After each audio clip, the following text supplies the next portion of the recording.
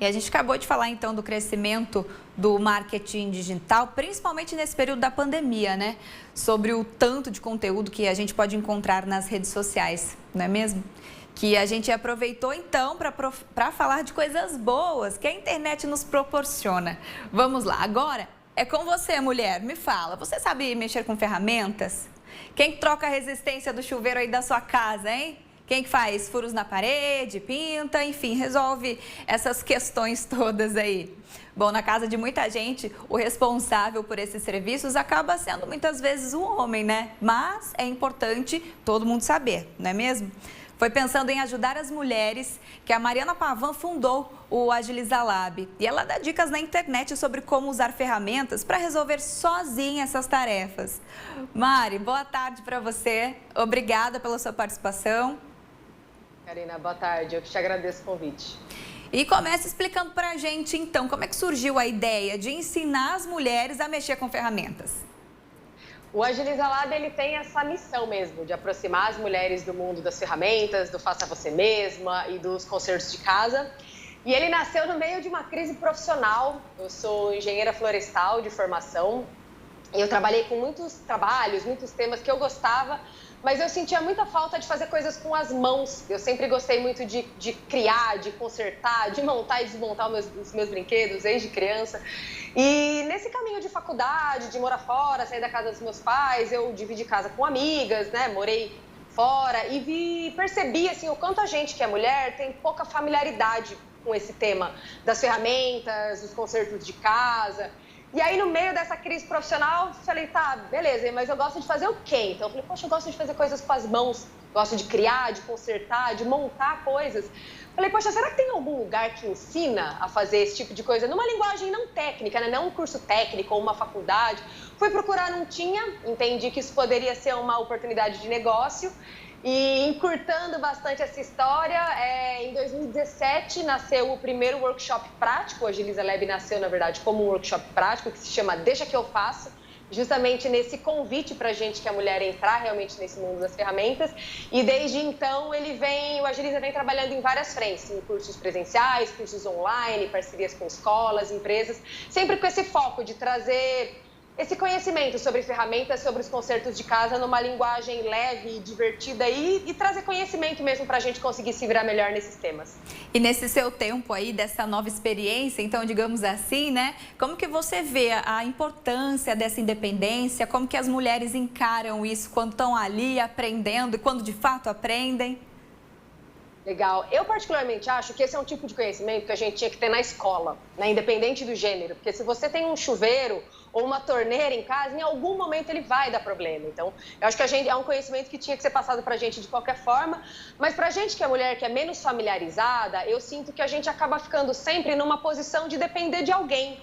Seja depender de alguém, sei lá, o zelador do prédio, ou alguém que você chama para fazer esse tipo de serviço, ou contratando alguém. E muitas vezes a gente acaba pagando bem caro por serviços que têm um risco e uma complexidade técnica baixa, que a gente, com um pouquinho de informação, conseguiria perfeitamente realizar esses serviços. Então, eu sinto que quando a gente ganha essa familiaridade, esse tipo de conhecimento, a gente ganha mais autonomia para fazer a gente mesma, a gente entende o que está acontecendo, a gente consegue intervir nessa situação, a gente ganha mais segurança, tanto para fazer, mas também para negociar com quem faz, porque não necessariamente a gente saber fazer quer dizer que a gente vai sempre resolver as coisas em casa, muitas vezes a gente vai chamar alguém. E isso dá também mais segurança para a gente conseguir negociar com uma pessoa que presta serviço.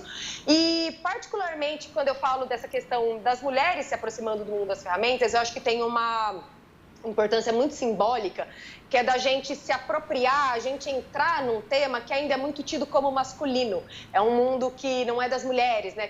Do qual a gente é bem mais afastada mesmo, a gente é menos ensinado esse tipo de coisa. Então, eu acho que quando a gente se aproxima desse tema, a gente também começa a dissolver um pouco essa visão de tem coisas que é de homem e tem coisas que são de mulheres. Então, a gente começa a ter uma visão mais igual mesmo, né? Desses temas. E dá para fazer, é possível, às vezes, né? Como você disse aí, a gente pode pensar que é um absurdo, uma dificuldade, mas sabendo fazer, às vezes fica simples, né?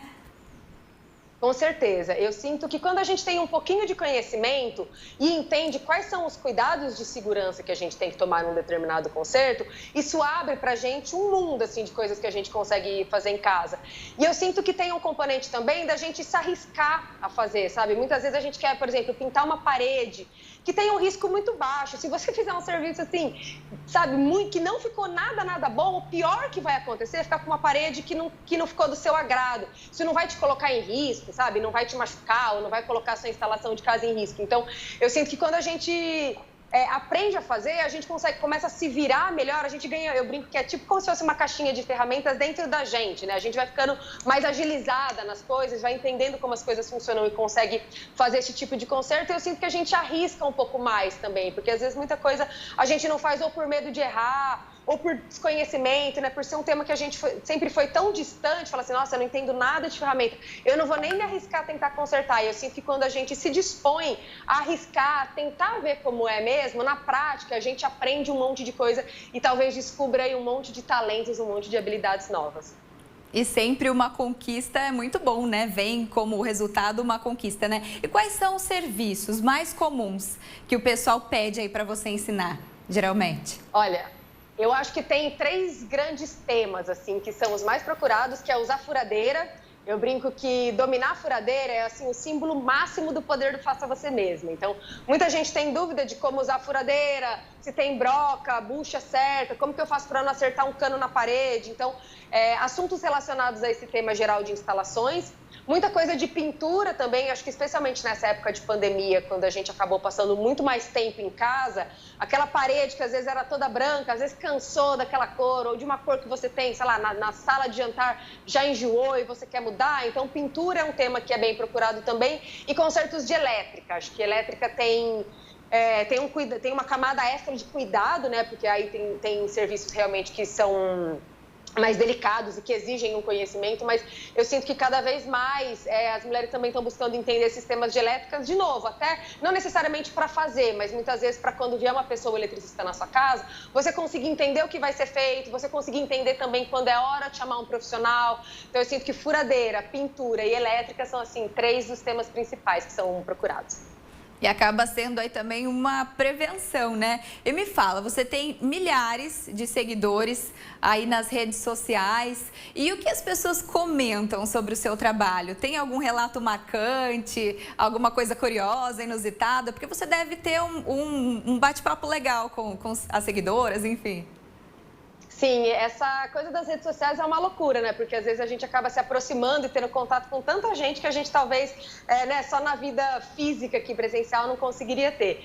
Eu acho que tem uma parte, até é também um dos princípios, assim, do trabalho da Agiliza Lab, que não é só ensinar a parte prática, né? Então, para quem entrar no Instagram ou entrar no YouTube, vai ver que tem muita coisa ensinando a fazer, tirando dúvidas às vezes de vocabulário, né? Então, traduzindo mesmo em termos mais cotidianos, linguagens e jargões que às vezes a gente não conhece. Então, tem esse foco de ensinar mesmo a parte prática de fazer, mas tem também um componente de incentivar mesmo a gente a tentar, porque, de novo, quando a gente é tão distante de um tema e é tão pouco familiarizada com ele, às vezes a gente fica com medo de tentar. Então, muitas das coisas que eu falo nas redes sociais da Agiliza é nesse sentido de, olha, esse conserto você faz assim, você tem que tomar esse cuidado, usa essa ferramenta, faz assado, mas tenta, sabe? Acho que tem um componente de incentivar e é muito legal ver o retorno das pessoas, falando assim, nossa, eu sempre quis furar a parede, mas sempre tinha medo, e agora na pandemia eu moro sozinha, não podia chamar ninguém, e com as suas dicas eu tomei coragem e fui lá e furei, instalei um quadro, instalei uma prateleira,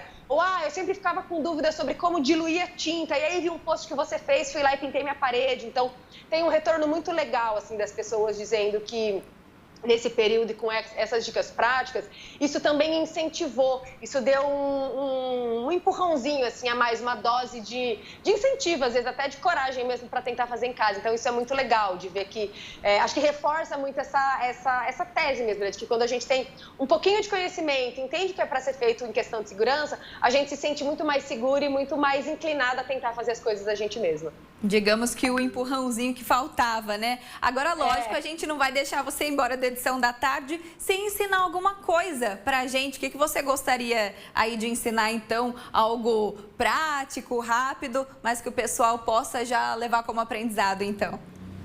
Legal. Eu vou dar algumas dicas sobre um desses temas que é dos mais procurados, que é como usar a furadeira.